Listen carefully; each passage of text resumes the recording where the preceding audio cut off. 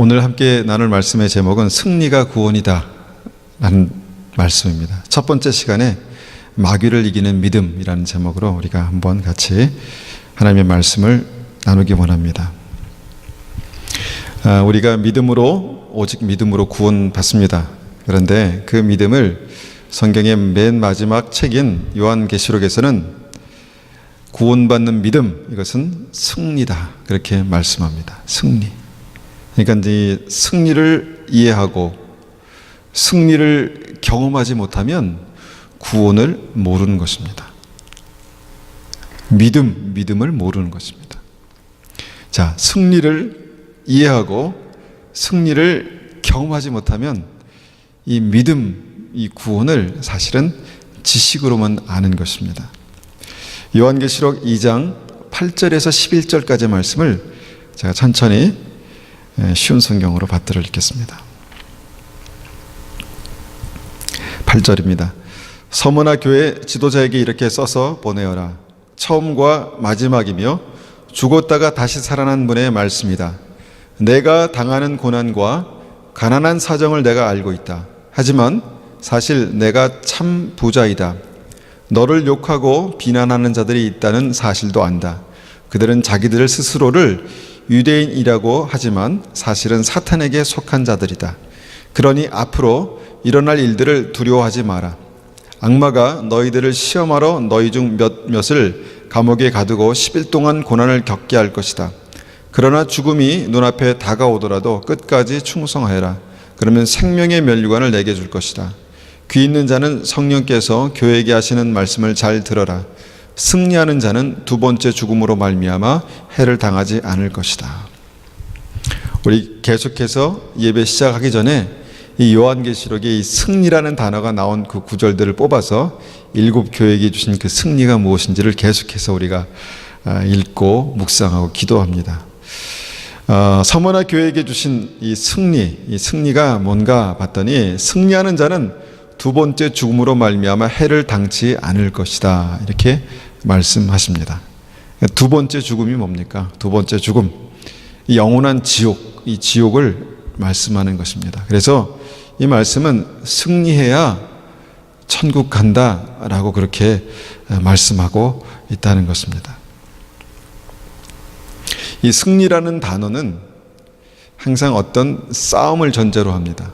그러니까 싸움이 있고 그 싸움에서 이기는 것, 이 승리를 말하기 때문에 이 승리는 항상 싸움이 있다는 것을 전제로 합니다. 근데 이 싸움은 항상 나와 반대편에 서 있는 적이 있다는 것을 의미합니다. 나의 반대편에서 나를 쓰러뜨리려는 그런 적이 있다는 것을 의미하죠. 그래서 이 싸움의 대상이 누구인가가 오늘 말씀의 굉장히 중요한 주제입니다. 9절 보니까 사단에게 속한 자들이 있다라고 그렇게 말씀합니다. 사단에게 속한 자들. 얼마나 무섭습니까? 얼마나 찝찝합니까? 사단에게 속한 자들이 있다. 그런데 그들은 자기를 스스로 유대인이라고 하는 자들이다 그렇게 말합니다. 유대인. 다시 말하면 나는 하나님의 백성이다. 나는 하나님을 믿는 하나님의 백성이다 라고 그렇게 말하는 그들이 사단에게 속해 있다. 그렇게 성경은 그렇게 말씀하고 있습니다. 지금으로 말하면 이제 나는 교회 다니는 믿는 사람입니다. 그렇게 말하는데 사단에게 속해 있다. 이렇게 말씀하는 것이죠. 얼마나 기분 나쁜 일입니까? 얼마나 막 끔찍하고 싫겠습니까? 생명으로 구원으로 날마다 주님께 나아가도 부족한데 내가 사단에게 속해 있다? 그거는 있을 수 없는 일이죠. 그런데 이것이 굉장히 뭔가 아주 특별하고 뭔가 그런 상황이다라고 그렇게 생각할 수 있는데 사실은 정도의 차이만 있지 예수님의 제자도 사단에게 이렇게 붙들려 있었던 것을 우리가 확인해 볼 수 있습니다. 우리가 알고 있는 말씀이지만 마태복음 16장 23절 말씀을 제가 받들어 읽어보겠습니다. 예수께서 돌이키시며 베드로에게 이르시되 사탄아 내 뒤로 물러가라. 너는 나를 넘어지게 하는 자로다. 내가 하나님의 일을 생각하지 아니하고 도리어 사람의 일을 생각하는도다. 오늘 말씀에서 우리가 어떤 중요한 그 진리의 포인트 하나하나를 좀 이렇게 딱 집어서 우리가 생각해 보기 원하는데, 베드로가 누굽니까? 베드로는 예수님께서 특별히 선택하신 제자였습니다. 12명 중에 한 명이었습니다. 그 중에서 주님께서 가장 신뢰하시는 제자였다라는 것입니다. 그런데 그에게 사단이 역사하고 있었다라는 것이죠. 사단이 역사하고 있었다. 아마 사단에게 붙들려서 사단에게 조종당하는 어떤 그런 정도는 아닐 것입니다. 그런데 베드로에게도 사단이 역사하고 있었다라는 것을 보면서 정도의 차이만 있지 사단의 역사가 우리의 삶 속에 가까이 있을 수 있다는 것을 생각해 보게 됩니다. 이거는 하나님의 말씀이기 때문에. 자, 아까 처음에 유대인들이 나는 스스로 하나님의 사람이다 라고 말하고 있지만 그들은 사단에게 속한 자들이다 라는 경우를 보았죠. 마찬가지로 마태복음 16장 23절에서도 베드로가 주님을 사랑하기 때문에 주님 그렇게 하시면 안 됩니다 이렇게 말했는데, 예수님께서는 베드로에게 사탄아 내 뒤로 물러가라. 너는 나를 넘어지게 한다. 그렇게 말씀하셨다는 것이죠. 그럼 이런 상황에서 어떻게 해야 될까요? 어떻게? 무엇이 최선의 방법일까? 한번 우리가 말씀을 통해서 생각해 볼 때 예수님께서 그 사단의 역사에 붙들려 있는 베드로를 어떻게 하셨나? 어떻게 하셨습니까? 너는 안 되겠다. 너는 자격이 없어. 너는 절로 가. 나는 너를 더 이상 너와 함께 할 수 없어. 이렇게 하지 않으셨다는 것이죠. 그는 끝까지 주님과 함께 있었고 주님께서 단지 그 사단을 쫓아내셨습니다. 베드로와 사단의 역사를 분리하셨다는 것입니다. 분리해내셨습니다. 이것이 오늘 말씀의 키포인트입니다. 믿는 사람 가운데서도 사단이 역사할 수 있고, 내가 하나님의 백성이다, 나는 주님의 제자다 라고 해도 사단이 역사할 수 있기 때문에 이것을 이해하고 이것을 분리해낼 수 있는 게 이게 믿음에 꼭 필요한 것입니다. 분리할 수 있는 이 믿음을 위해서 두 가지가 중요한데, 어떤 것이 중요하냐면 첫 번째는 베드로와 사탄을 분별할 수 있어야 합니다. 베드로가 사탄인지 사단이 베드로인지 이게 헷갈리면 이게 안 되는 것이죠. 사단 안에, 베드로 삶 속에 역사하는 그 사단을 분별할 수 있어야 합니다. 아, 이게 사단의 역사구나. 분별할 수 있어야 되겠죠. 그러니까 베드로를 보면서 저 사탄 이렇게 생각하면 안 되는 겁니다. 그죠? 베드로를 보면서 베드로를 지키고 사단을 분리해낼 수 있는 이것이 필요합니다. 두 번째는 사단을 쫓아낼 능력이 있어야 합니다. 우리가 오늘 제가 특별히 말씀을 읽지는 않겠지만 스게와 제사장의 7 아들들, 예수님의 이름으로 명령한다, 귀신아 떠나가라. 그러니까 너는 누구냐? 그리고 덤벼들었잖아요. 그죠? 예수님의 이름의 능력이 없어서가 아니라 그에게 예수 그리스도의 능력이 없었기 때문에 그 사단을 쫓아낼 수 없었죠. 두 번째, 능력이 있어야 합니다. 분별해야 하고 능력이 있어야 하고. 계시록 2장 9절에 사단에 속하여 사단의 일을 하는 그 하나님의 사람들, 그 유대인들, 지금으로 말하면 기분 나쁘지만 교회 다니는 사람들, 교회 다니는 우리 전부가 아니라 교회 다니는 사람들이라고 그렇게 말씀할 수 있다는 것입니다. 베드로까지 그랬다면 나도 그럴 수 있다. 이것이 이제 오늘 말씀의 전제입니다. 기분은 좀 안 좋지만 베드로도 그랬는데 나도 그럴 수도 있다. 저도 마찬가지입니다. 저도 그럴 수 있다. 그러면 어떻게 우리가 그 사람에게서 악한 것들을 분리해낼 수 있을까? 이것은 쫓아내는 것입니다. 쫓아내는 것. 예수님께서 권능으로 그 사단을 다 죽이셨다, 멸하셨다, 지옥으로 보내셨다가 아니라 희한하게도 그냥 쫓아내셨다, 그렇게 말씀하고 있습니다. 쫓아내셨다. 마태복음 8장 16절 말씀 보니까 이렇게 기록하고 있습니다. 저물매 사람들이 귀신 들린 자를 많이 데리고 예수께 오거늘 예수께서 말씀으로 귀신들을 쫓아내시고 병든 자들을 다 고치시니.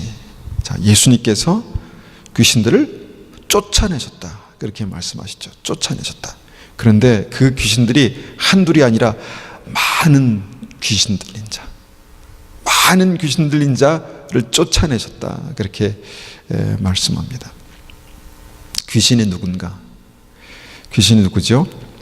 타락한 천사들이라고 그렇게 말합니다. 그 중에 우두머리가 사탄, 그렇게 우리가 알면 됩니다. 귀신은 타락한 천사들입니다. 스스로를 뭐 이렇게 속이기도 하지만, 자기 자신의 정체를 속이기도 하지만 그 정체는 타락한 천사들입니다. 그런데 그들을 죽이신 게 아니라, 지옥으로 던져 넣으신 게 아니라 쫓아내셨다, 그렇게 말씀하고 있다는 것입니다.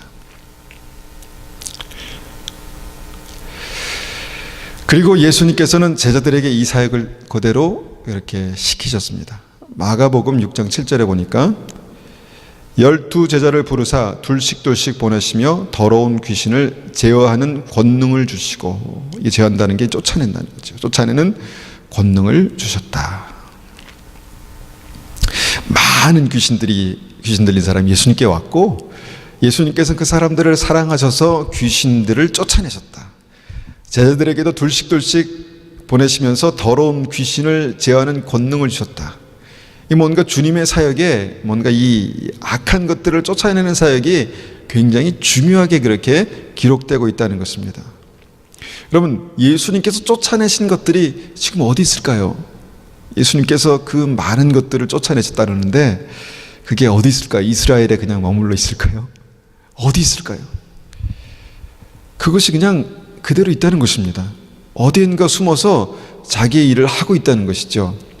그걸 우리가 어떻게 알 수 있습니까? 에베소서 6장 10절의 말씀을 통해서 우리가 확실히 알 수 있습니다.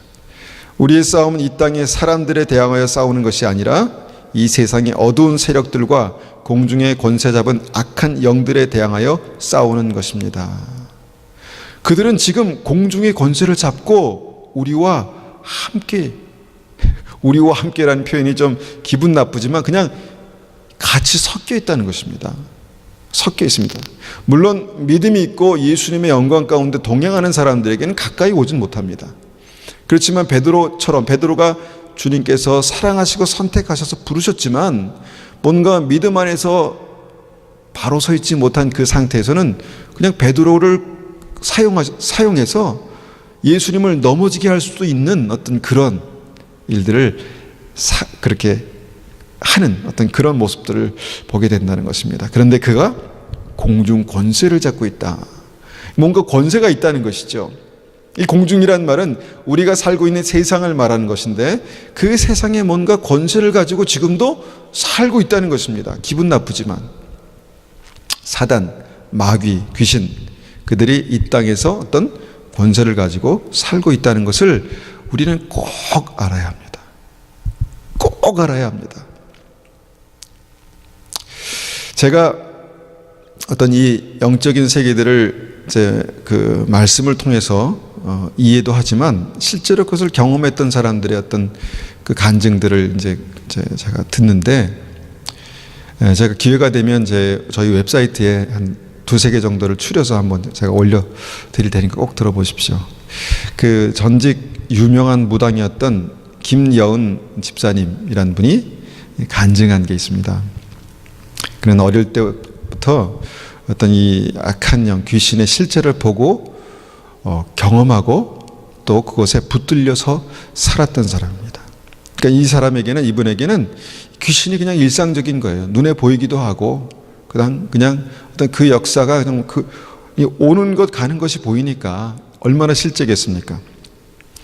그런데 그가 이 어둠의 힘에 끌려서 이제 무당이 됐는데 되고 싶어서가 아니라 어쩔 수 없이 모든 이 무속인들은 이 악한 영에 끌려서 어쩔 수 없이 그렇게 된다는 것입니다. 정상적인 생활을 하다가도 악한 영에 끌려서 거부할 수 없는 어떤 그런 그 길을 걷게 되는데 이제 그게 무당이라는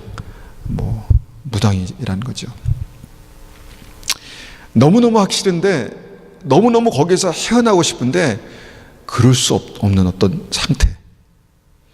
이게 힘의 능력, 힘에 어떤 관련된 문제이기 때문에 힘이 없어서 헤어날 수 없는 어떤 그런 상태에 있었다는 것입니다.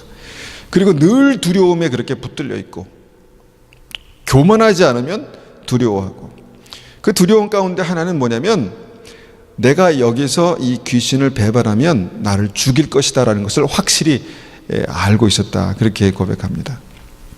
실제로 그런 것들을 많이 받고 실제로 귀신을 내가 배반하면 나는 죽을 줄도 모른다. 죽을 줄도 모른다. 그렇게 이제 생각했다는 것이다. 이게 어떤 과한 것인가?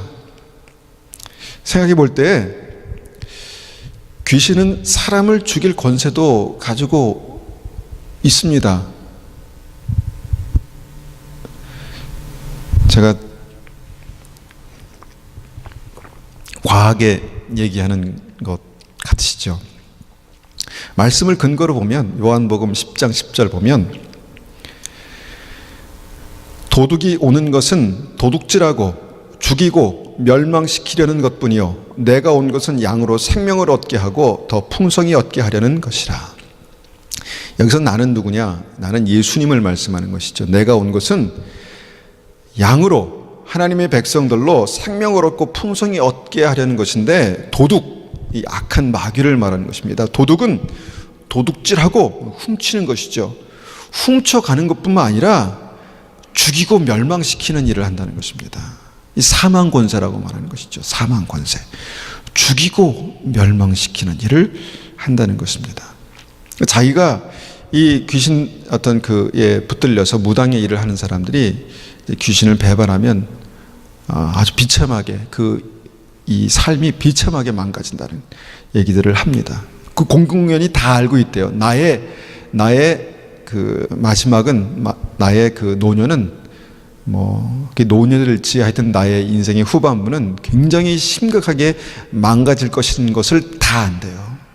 자기가 이용할 만큼 이용해 먹고 버릴 때는 아주 비참하게 버린답니다. 그걸 알고 있다는 거예요. 그래서 너무너무 두려움 가운데 있었는데 그런데 어느 집사님이 그를 방문하고 그에게 복음을 전하고 교회에 와서 예수님 만난 다음에 그 두려움에서 해방되고 그 저주에서 끊어졌다는 것입니다. 얼마나 이 영적인 세계가 이분에게는 실제일까요? 실제. 그런데 제가 이분의 얘기를 잠깐 이렇게 간략하게 나눴지만 성경에는 예수님께는 예수님의 제자들에게는 이 귀신의 역사가 실제였다는 것입니다.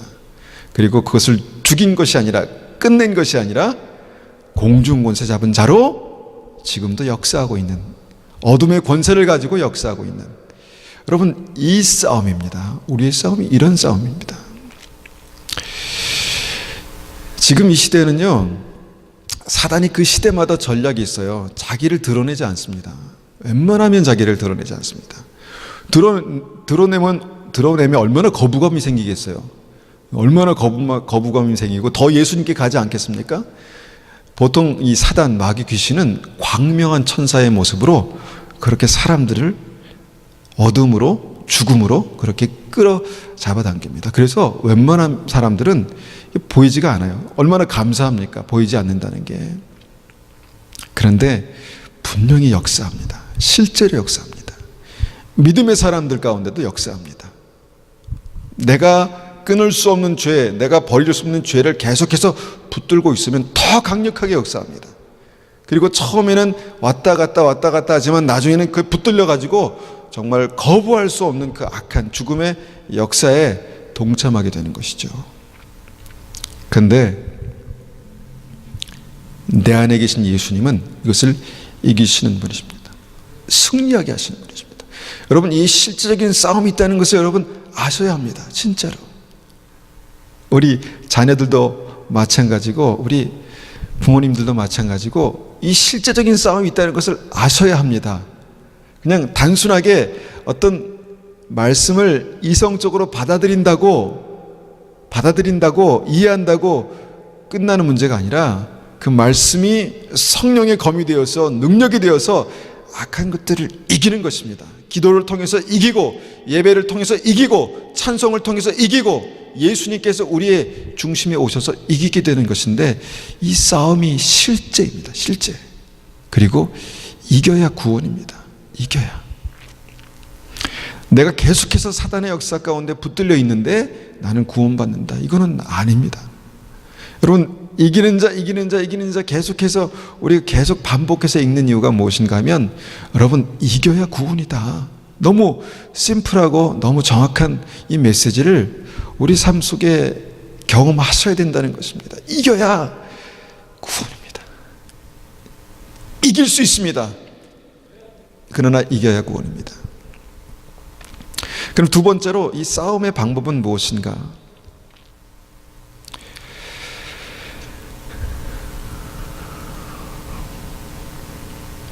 우리가 앞서 예수님께서 쫓아내셨다는 거죠. 그럼 쫓아내기만 하면 되는 거예요. 끊어내기만 하면 되는 것입니다.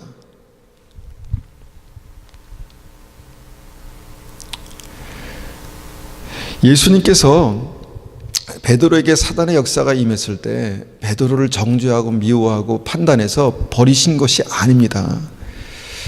많은 사람들이, 귀신 들린 사람들이 왔는데 주님께서 정죄하고 판단해서 너희들은 지옥 갈 거야, 그렇게 말씀하지 않으셨다는 것입니다. 단지 쫓아내셨어요. 굉장히 단순하지만 굉장히 중요합니다. 쫓아내셨다는 것입니다. 어떻게 쫓아냅니까? 여러분, 그 검사와 변호사가 어떤 그 죄인을 두고 법정 싸움을 벌이잖아요. 그때 어떤 싸움을 합니까?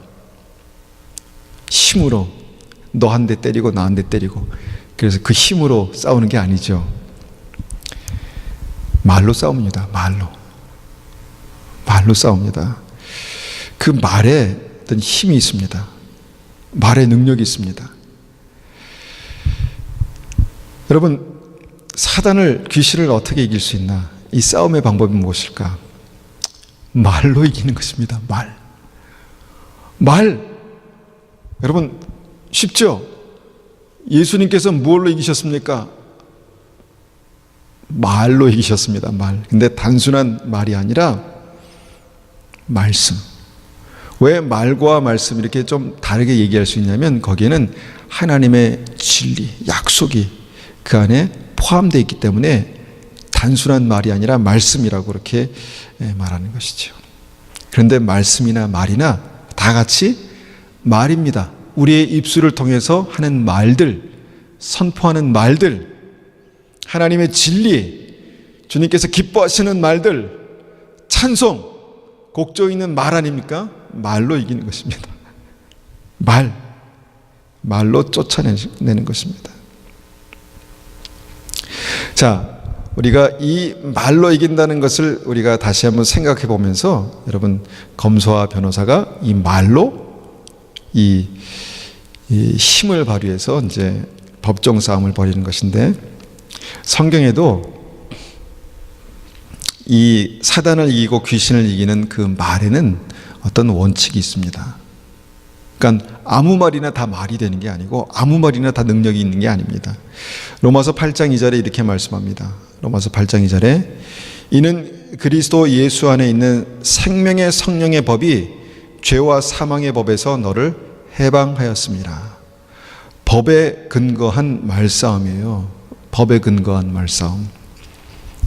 말을 들어보면 이것이 생명의 성령의 법에 속한 말인지 죄와 사망에 속한 말인지를 분별해 볼 수 있습니다. 분별할 수 있습니다.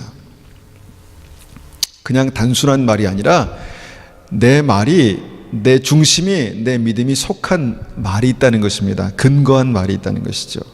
그것이 죄와 사망의 법, 아니면 생명의 성령의 법. 성령의 법은 생명으로 우리를 이끌지만 죄의 법은 사망으로 우리를 멸망시키는 것이라는 것입니다. 죄의 싹은 사망이다. 이게 사망의 법입니다. 단순하죠? 죄의 싹은, 죄의 결과는 사망이다. 이것이 사망의 법입니다. 그러니까 내가 이 죄를 심각하게 그렇게 다루고 또 기도할 수 있다는 것은 축복입니다.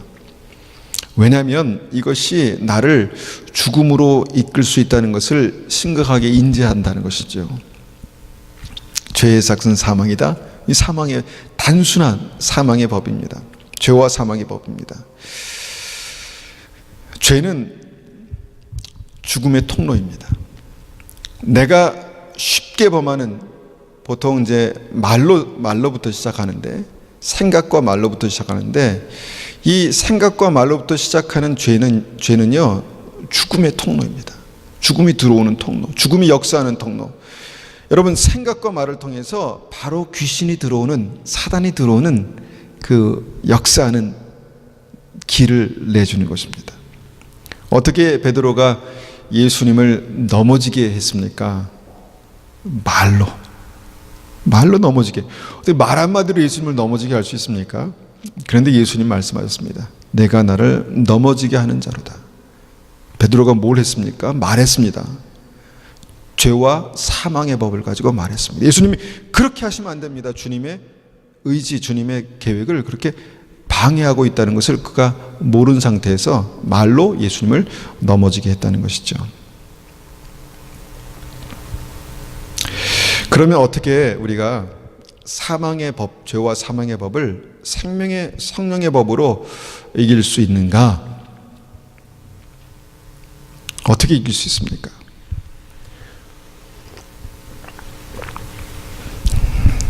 어떻게 이길 수 있습니까?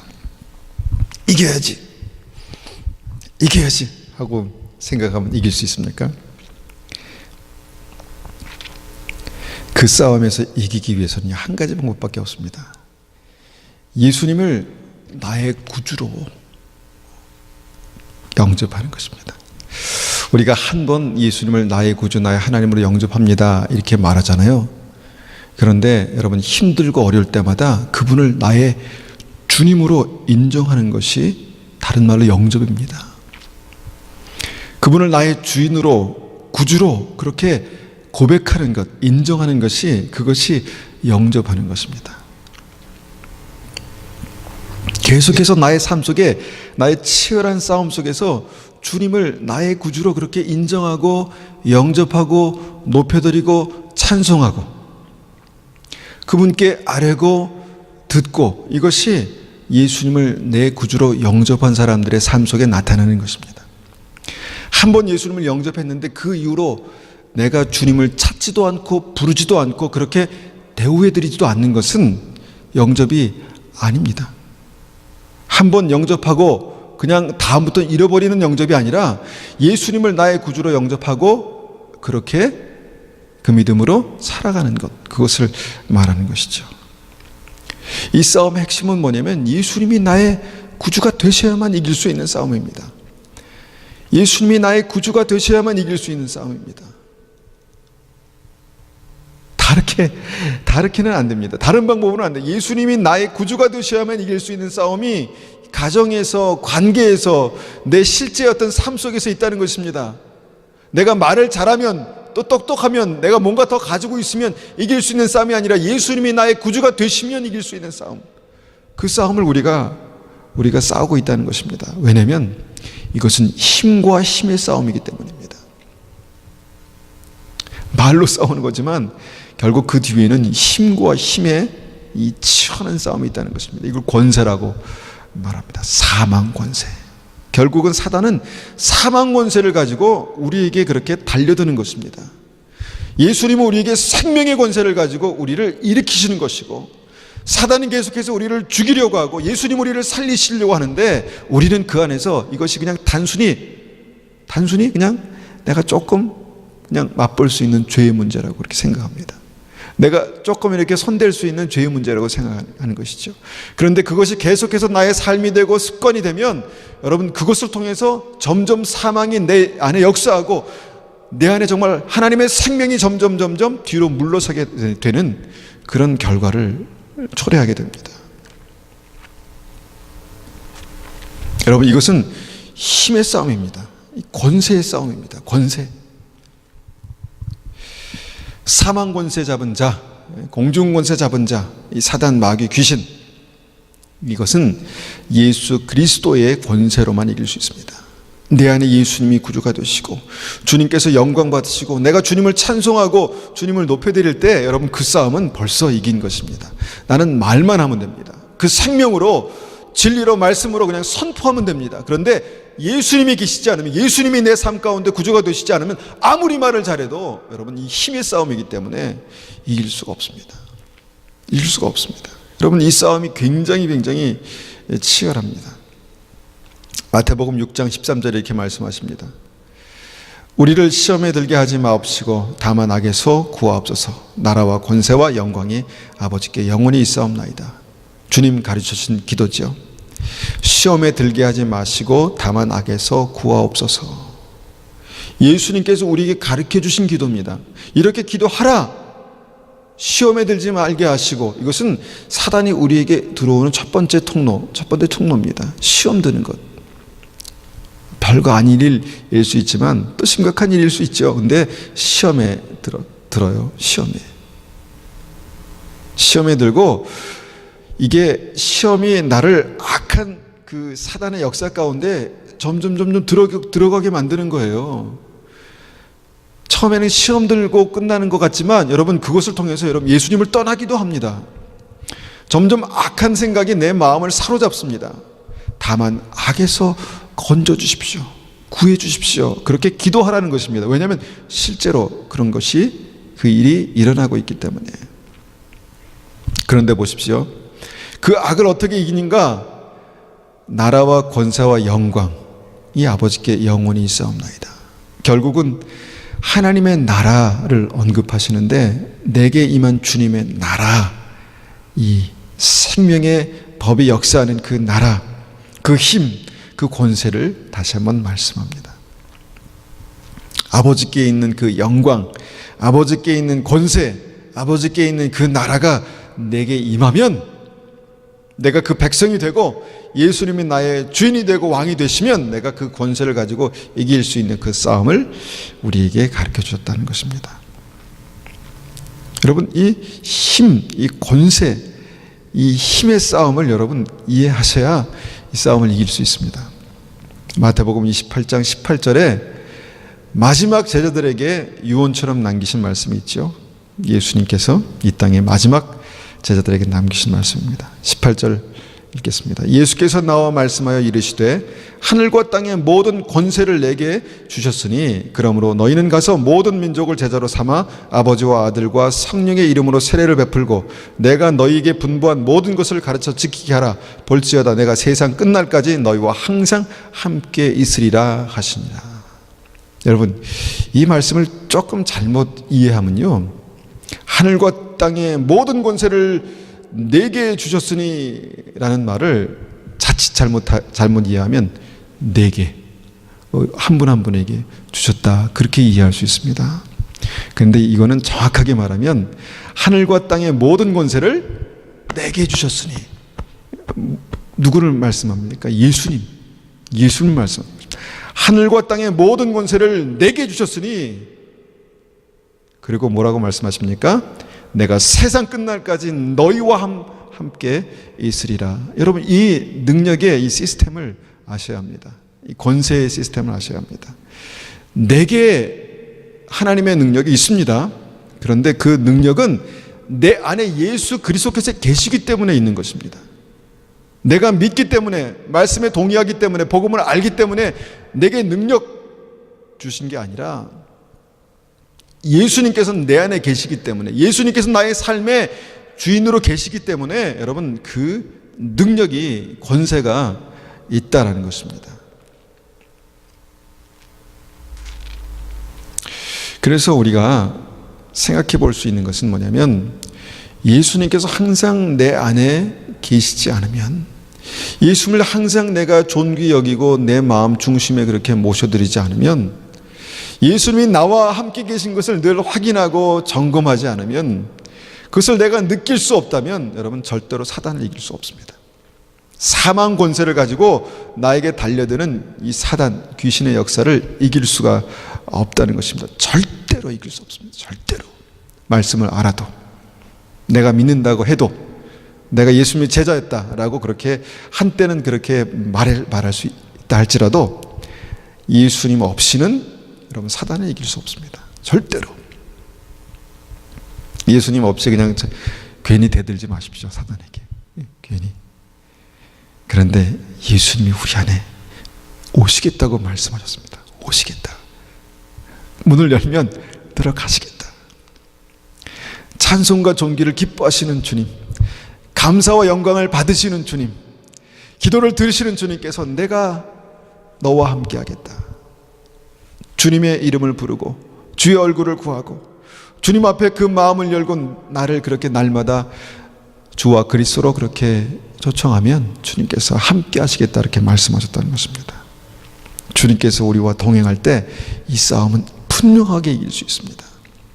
그런데 주님께서 내 안에 계신 것이 내가 버겁고 또 짜증나고 무겁고 힘겹고 뭔가 불편하고, 그런데 주님께서 우리 안에 억지로 막 그냥 밀어내도, 물론 은혜를 위해서 주님은 막 밀어내도 거기에 끝까지 계십니다 이렇게 말하면 아멘 하시겠죠. 그런데 이왕이면 우리가 주님을 웰컴하고 주님을 기뻐하고 아침마다 주님을 찬송하고, 여러분 그래 보십시오. 그러면 어둠의 권세가 여러분 물러갈 수밖에 없습니다. 주님께서 내 안에 계시면, 우리의 삶 안에 계시면 우리는 사망 권세를 이길 수 없습니다. 이길 수 있습니다. 그런데 예수님만 안 계시면, 우리는 사망 권세를 이길 방법이 없습니다. 너무너무 참 중요한 진리입니다. 우리 몇 명 안 되지만 우리 자녀들, 우리 청년들, 여러분 우리가 쉽게 접하는 그 죄는 그냥 단순한 죄가 아니라 우리를 죽음으로, 사망 권세로 우리를 몰아가는 이 악한 사단의 통로입니다. 통로. 예수님이 계시면 이길 수 있지만, 여러분 예수님이 그의 삶 속에 그렇게 불편하고 좀 뭔가 버겁고 짜증나고 힘겹고 그러면, 여러분 그 틈을 타서 사단이 더 가까이 나에게 사망 권세를 가지고 오게 되는 것이죠. 마태복음 16장 18절에 이렇게 말씀합니다. 또 내가 네게 이르노니 너는 베드로라. 내가 이 반석 위에 내 교회를 세우리니 음부의 권세가 이기지 못하리라. 또 권세를 말씀하시죠. 권세. 음부의 권세, 이 사망 권세.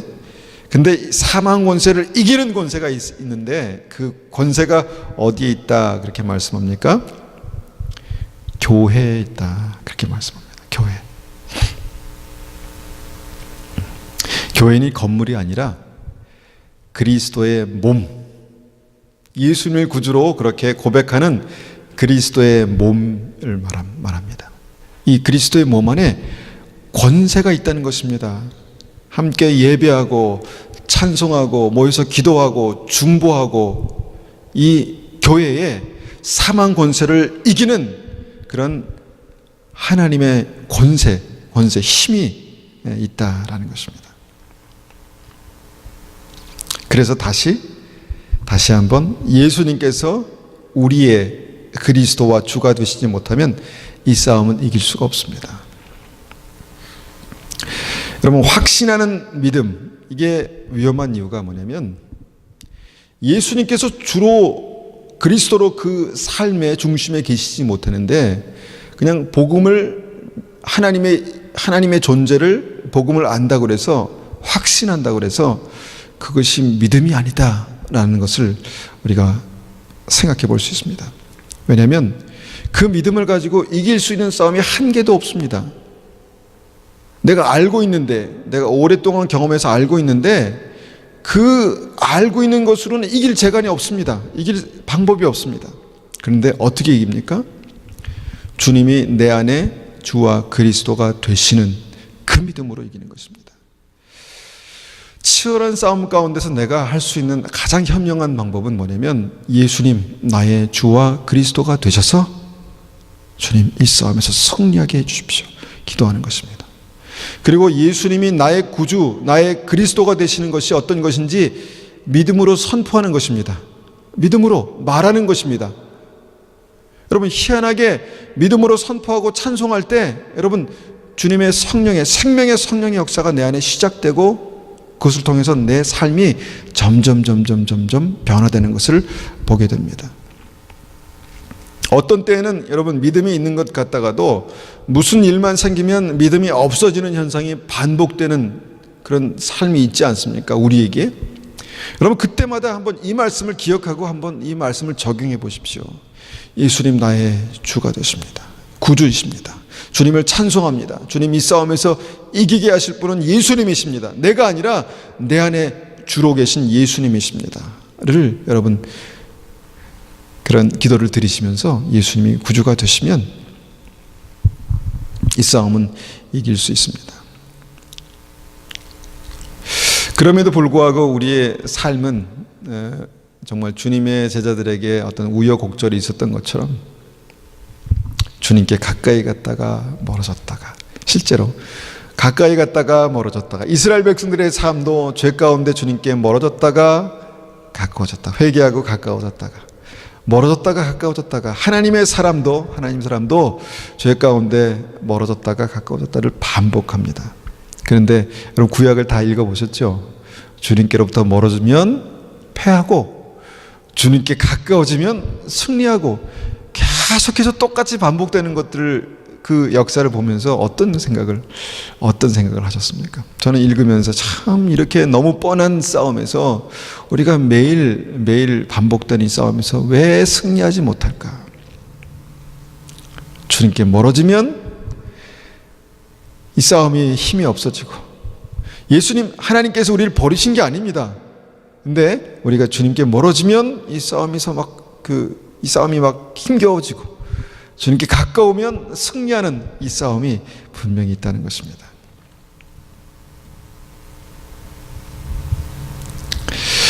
주님 멀리 계시면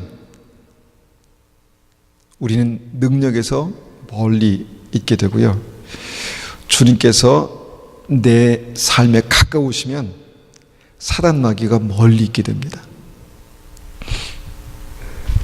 저는 그냥 실제 그냥 삶에서 경험한 겁니다.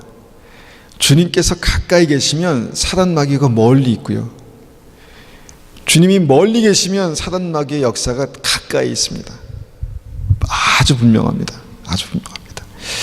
이것이 마가복음 6장 7절에서 12제자를 부르사 둘씩 보내시며 더러운 귀신을 제어하는 권능을 주셨다라고 말씀하시는 그것입니다.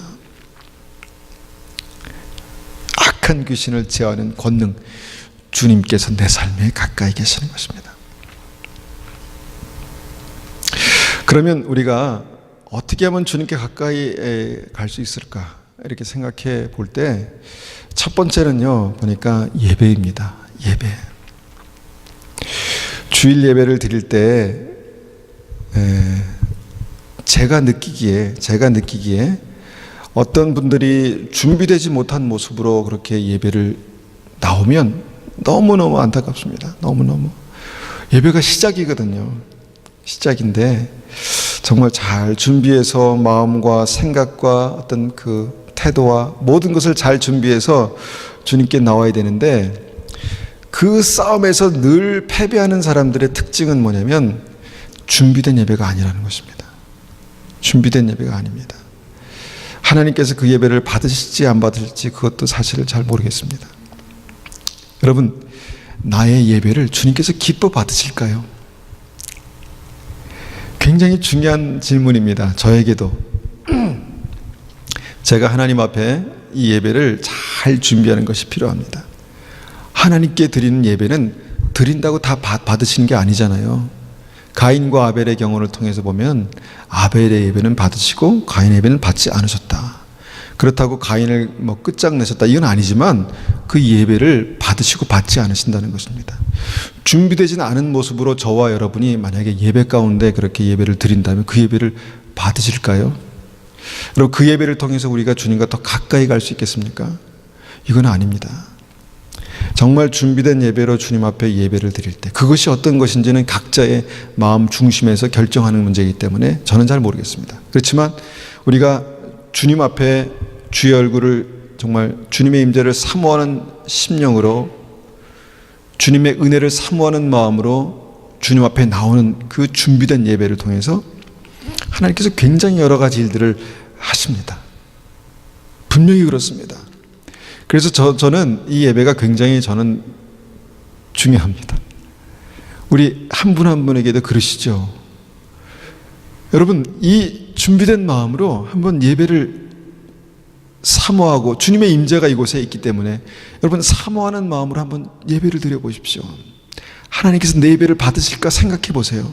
내 중심을 받으실까 생각해 보세요.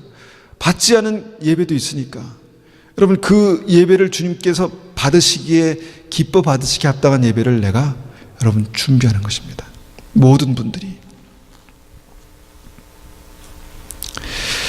주일 예배가 그래서 저는 굉장히 중요하고, 이것이 친밀하게 주님을 만나고 이 주님을 나의 주로 고백하는 굉장히 중요한 예배라고 믿습니다.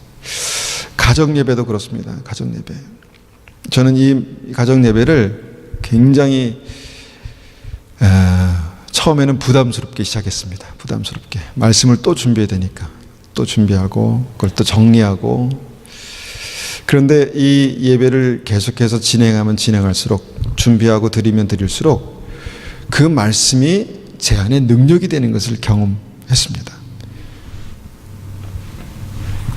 이 30-40분의 설교로 이 전달이 안 되더라고요. 근데 가까이 앉아서 말씀 나누고 말씀 가지고 기도하고 그러면 이 말씀이 제 심령 안에 각인이 되는 거예요. 새겨지는 거예요.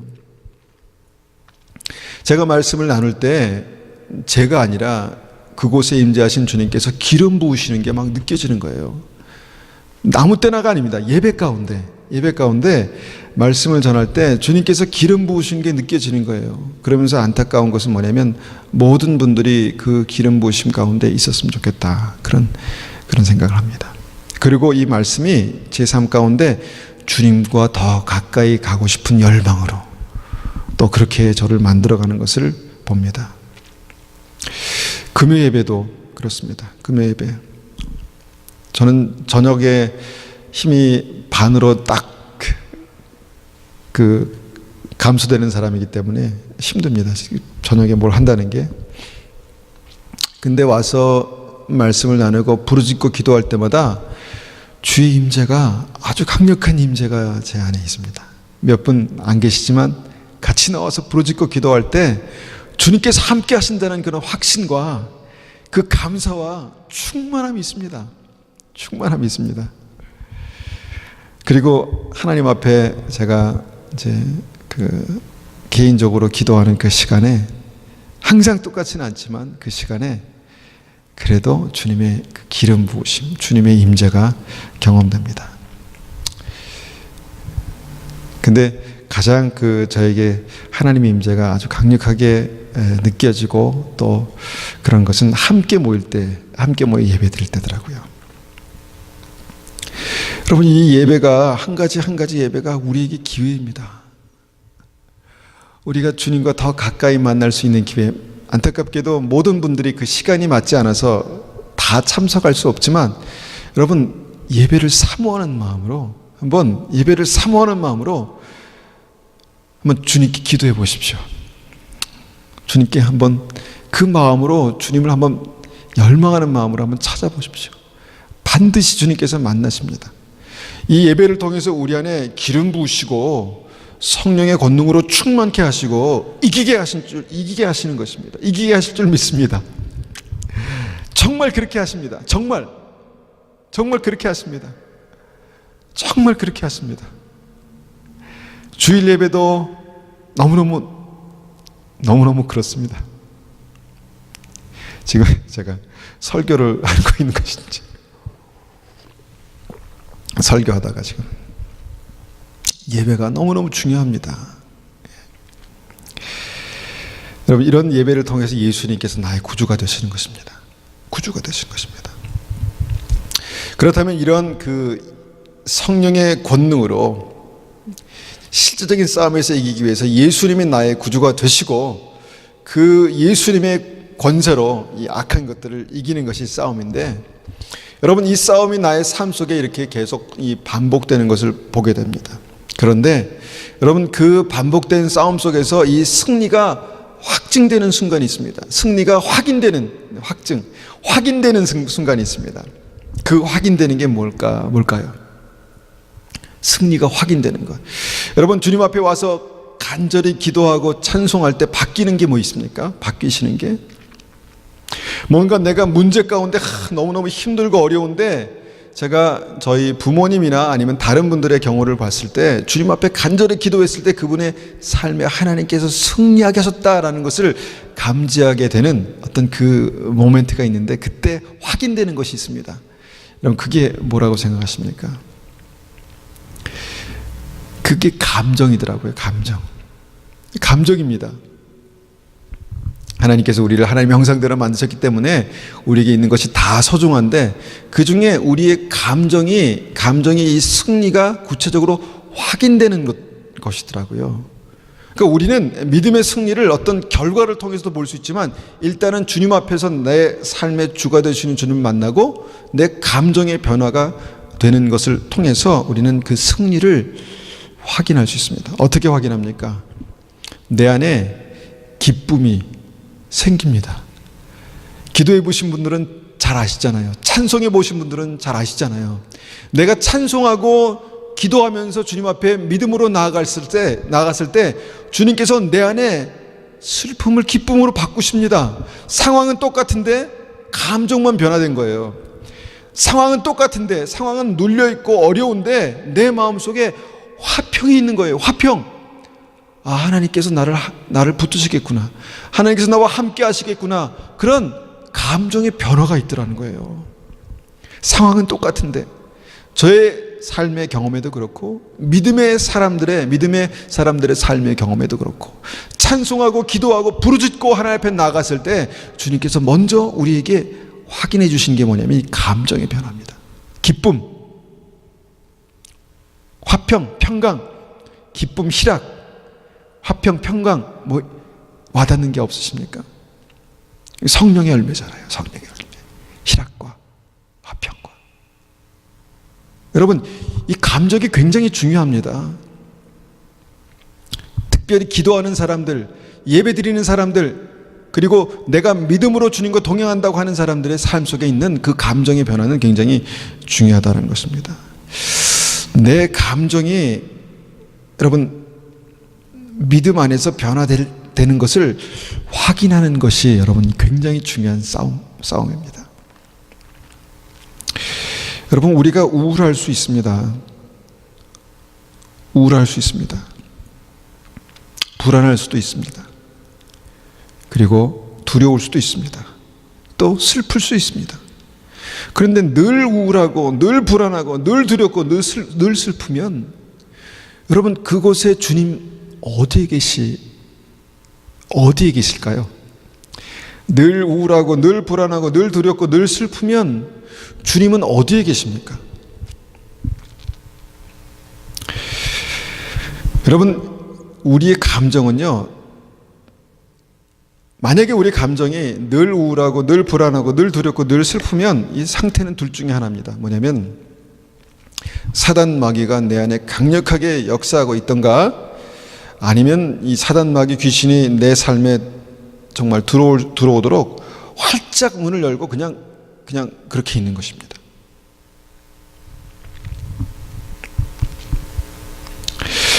이 감정의 변화가 굉장히 중요합니다. 내가 기도하고 내가 찬송하고 예배드릴 때 하나님께서 내게 주시는 평강이 있습니까? 지금 나의 마음속에 평강이 있습니까? 내 마음속에 다른 사람이 알지 못하는 기쁨이 있습니까? 여러분, 우리가 예배가 기회라고 그렇게 말씀드리지 않습니까? 예배가 기회잖아요. 주님 앞에 기도하고 찬송할 때 한번 전심으로 한번 주의 얼굴을 구하고 믿음으로 찬송해 보십시오. 그냥 노래를 따라 부르는 게 아니라 전심으로. 왜 벌써 끝나지? 난 더 찬양하고 싶은데 왜 벌써 끝나는 거야? 그런 심정으로 한번 막 목청껏 목이 쉬도록 한번 찬양해 보십시오. 여러분, 기도할 때 주님 다 들으셨죠? 끝내지 마시고 주님 제 삶 속에 주님 나의 모든 상황을 아시지 않습니까? 주님 응답해 주십시오. 부르짖고 기도해 보십시오. 그 다음에 주님께서 주신 평강이 있다는 것입니다. 주님께서 주신 기쁨이 있다는 것입니다. 상황은 똑같은데 주님께서 나의 삶 속에 주시는 기쁨과 평강은 굉장히 중요한 승리의 확증입니다. 그때 믿음이 생깁니다. 아, 주님께서 나와 함께 하시는구나. 주님께서 승리하게 하시는구나. 여러분, 그 포인트를 놓치지 마시기 바랍니다.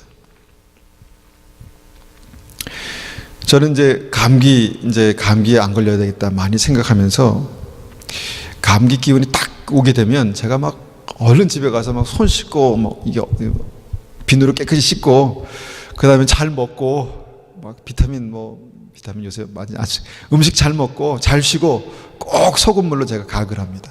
그러면 좀 있다가 없어져요. 여러분, 우리의 삶 속, 우리 마음 속에 있는 이 우울하고 뭔가 어떤 생각이 안 나네. 불안하고 두렵고 슬프고 하는 것들이 내 마음속에 계속해서 나를 억누르고 있으면 여러분, 이 증상이 뭡니까? 사망 권세를 가지고 지금 사단 마귀가 역사하는 겁니다. 사망 권세를 가지고 사단 마귀가 역사하는 게 슬프고 우울하고 불안하고 두렵고 이거예요. 내 상황이 아니라 상태가 아니라 여러분, 이 영적인 어떤 싸움을 여러분 꼭 기억하셔야 됩니다. 기억하셔야 됩니다.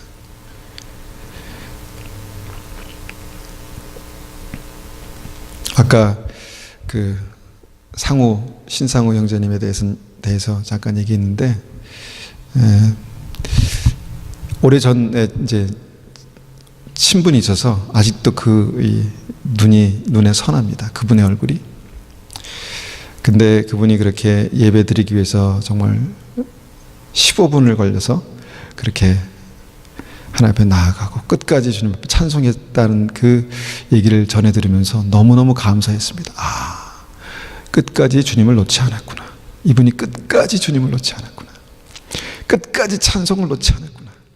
끝까지 예배를 놓지 않았구나. 이분에게 평강이 있었겠구나. 이분에게 기쁨과 감사가 있었겠구나. 상황이 우리를 그렇게 만든다고 생각하지 마십시오.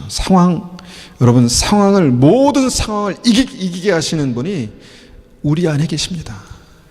여러분, 모든 상황을 이기는 믿음이 여러분 결국 진짜 그 상황을 바꾸는 것입니다. 사망에서 생명으로. 여러분, 사단은 말로만 사망 권세를 가지고 있는 것이 아니라 실제로 한때 귀신 들렸던 그 무당들의 그 고백처럼 죽이는 권세가 있는 것입니다. 사망 권세가 있는 거예요. 여러분, 우리가 죽어봐야 영원한 하나님의 나라가 실제인지 아닌지를 알 수 있죠. 그런데 우리의 삶 속에 정말 실제로 주님의 승리를 경험하지 않은 상태에서 내가 죽어봐서 알겠다, 죽어볼 필요도 없습니다. 두 번째 사망이 불보듯 뻔한 것입니다. 여러분, 이것을 바꿔내야 합니다.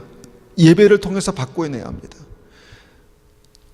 막 열정적으로 찬송하면서, 목이 터져라 찬송하면서, 정말 기도하면서, 여러분 예배가 왜 이렇게 짧지라고 막 가슴을 치면서 여러분 그렇게 주님을 찾으십시오. 그러면 주님께서 우리와 함께 하십니다. 여러분, 그럴 때 평강이 임하더라고요. 막 힘들게 나와서 기도하고 부르짖고 찬송했는데 내 마음속에 평강이 임하더라고요. 기쁨이 임하더라고요. 주님께서는 나를 사랑하시는구나. 여러분, 이것을 확인하시기를 축원합니다. 예배 가운데.